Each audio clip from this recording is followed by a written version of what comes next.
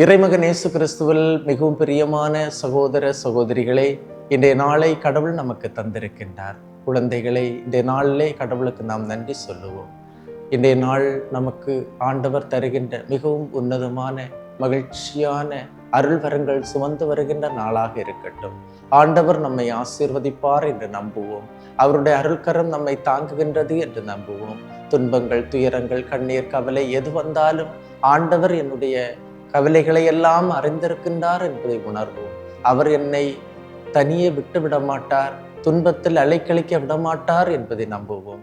இன்றைய நாளிலே அவருடைய பாதத்திலிருந்து நாம் இந்த நாளை ஆரம்பிக்கும் போது ஆண்டவர் நம்மை ஆசீர்வதிப்பார். நம்முடைய குடும்பங்களை, நம்முடைய பிள்ளைகளை கண்டிப்பாக ஆசீர்வதிப்பார். இந்த நாள் மகிழ்ச்சியின் நாளாக இருக்க நாம் மன்றாடுவோம். ஆமென்.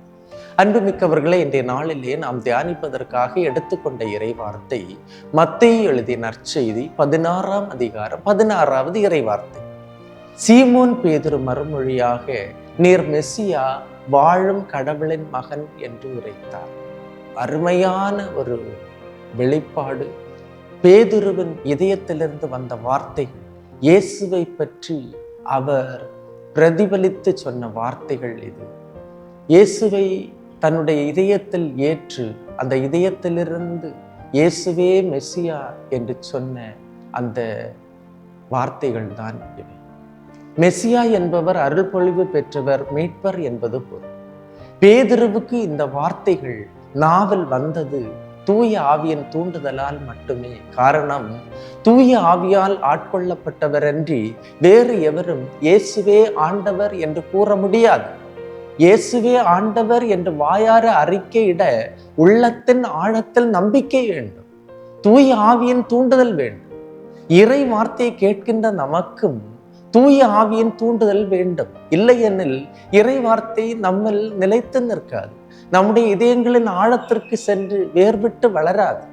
இயேசுவை உள்ளத்தால் நம்ப வேண்டும், வாயார அறிக்கையிட வேண்டும், மீட்பை பெற்றுக்கொள்ள வேண்டும்.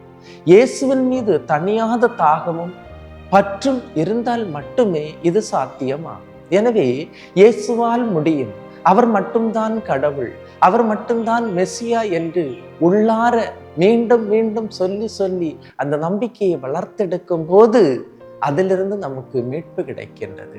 அந்த நம்பிக்கை பிரகடனம்தான் பேதுரு சொன்னது, நீர் மெசியா, வாழும் கடவுளின் மகன் என்று சொன்னார். அன்புமிக்கவர்களே, இதை போன்று ஆண்டவரே கடவுள், இயேசுவே ஆண்டவர் என்பதை நாம் வாயார அறிக்கையிட்டு உள்ளூர நம்பும் போது நாம் மீட்படைவோம் என்று இறைவார்த்தை சொல்லுகின்றது. இந்த இறைவார்த்தை நமக்கு கிடைக்கட்டும். ஆண்டவர் நம்மை ஆசீர்வதிப்பார். இந்த இறைவார்த்தையிலிருந்து வருகின்ற அருளும் ஆசீரும் நம்முடைய இதயத்திலும் நம்முடைய இல்லத்திலும் தங்கட்டும். ஆமென். எல்லாம் வல்ல இறைவன், தந்தை, மகன், தூய ஆவியார் உங்களையும் உங்கள் குடும்பத்தையும் நிறைவாய் ஆசீர்வதிப்பாராக. ஆமென். இயேசுவுக்கே புகழ், இயேசுவுக்கே நன்றி. மரியே வாழ்க.